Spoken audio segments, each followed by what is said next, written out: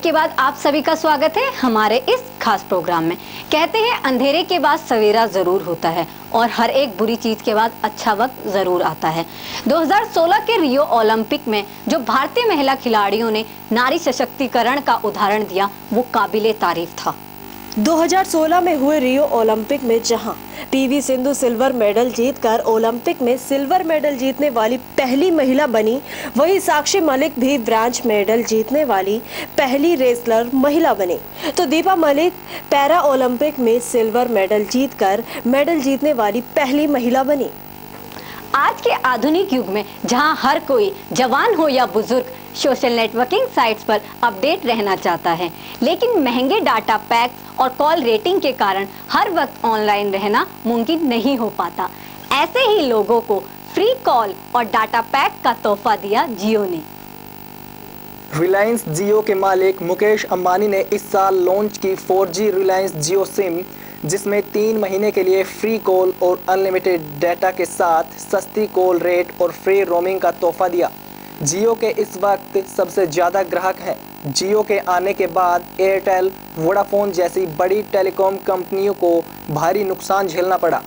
अब माहौल थोड़ा शांत होने ही लगा था। राजनीति के गलियारों में भी विपक्षी पार्टियों और सरकार के बीच बयानबाजी का दौर तो जारी था, लेकिन कोई ऐसी खबर नहीं आ रही थी जो आपको या मुझे हैरान करने पर मजबूर कर दे। इस बीच एक ऐसी खबर आई जिसने कई परिवारों से उसके अपनों का साया छीन लिया। उरी हमला, जिसमें 18 जवान शहीद हो गए। 18 सितंबर 2016 को जम्मू कश्मीर के उड़ी सेक्टर में LOC के पास स्थित भारतीय सेना के स्थानीय मुख्यालय पर हुआ एक आतंकी हमला है, जिसमें 18 जवान शहीद हो गए। हालांकि सैन्य बलों की कार्रवाई में सभी 4 आतंकी मारे गए। यह भारतीय सेना पर किया गया लगभग 20 सालों में सबसे बड़ा हमला है। उड़ी हमले में सीमा पार बैठे आतंकियों का हाथ बताया गया है। इनकी योजना के तहत ही सेना के कैंप पर फिदायीन हमला किया गया।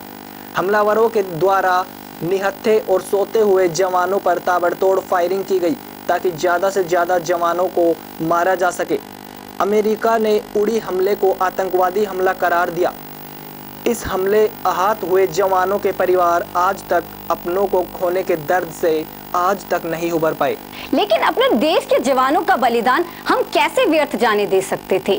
उरी हमले का जवाब भारतीय सैनिकों ने POK पर सर्जिकल स्ट्राइक करके दिया और आतंकवादियों को बता दिया कि भारत ताकत व अखंडता का वह प्रतीक है जिसकी कोई बराबरी नहीं कर सकता। 2016 को भारतीय सेना की एक बड़ी सर्जिकल स्ट्राइक के लिए भी याद किया जाएगा, जिसमें सेना ने पाक के आतंकी कैंप को अपनी जाबांज कार्रवाई के बल पर नेस्त नाबूद कर दिया था। तत्कालीन DGMO रणवीर सिंह की देखरेख में हुए इस ऑपरेशन में पाक ने आतंक के कई ऐसे ठिकाने तबाह किए जिनमें हिंदुस्तान के खिलाफ बड़ी साजिश करने की तैयारियां चल रही थी।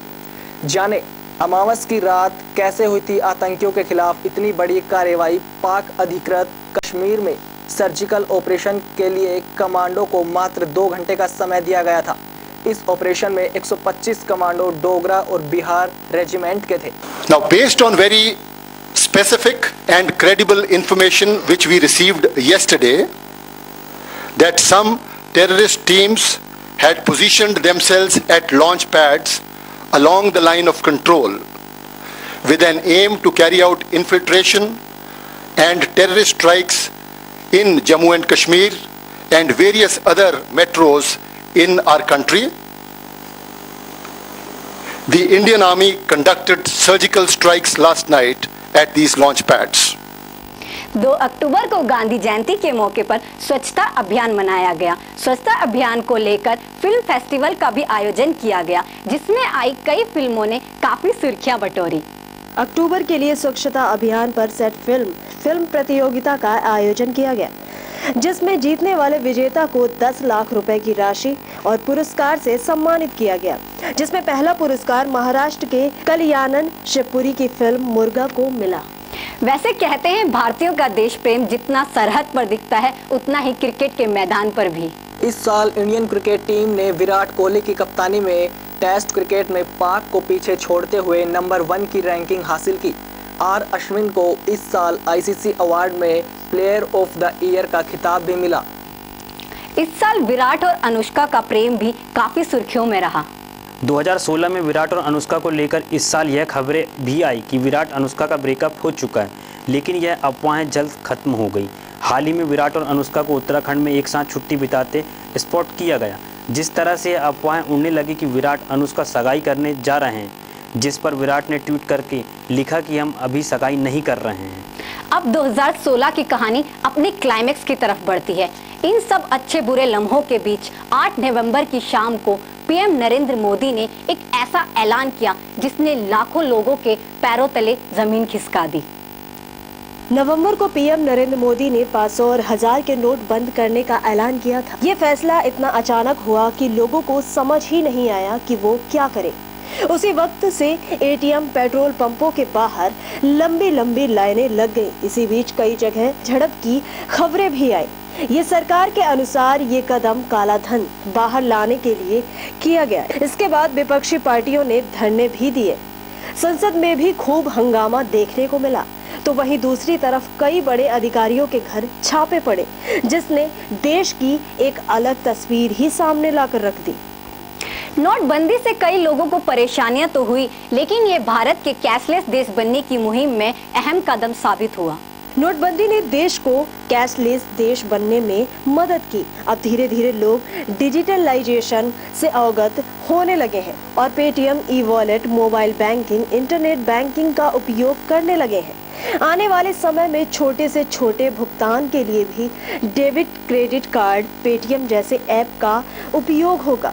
कैशलेस ट्रांजैक्शन को लेकर हाल ही में आधार ऐप की घोषणा भी की गई है, यानी कि आने वाले वक्त में आप आधार ऐप के जरिए भी भुगतान कर पाएंगे। आज के हमारे इस प्रोग्राम में बस इतना ही। बाकी तमाम खबरों के लिए देखते रहिए समाचार टाइम 24।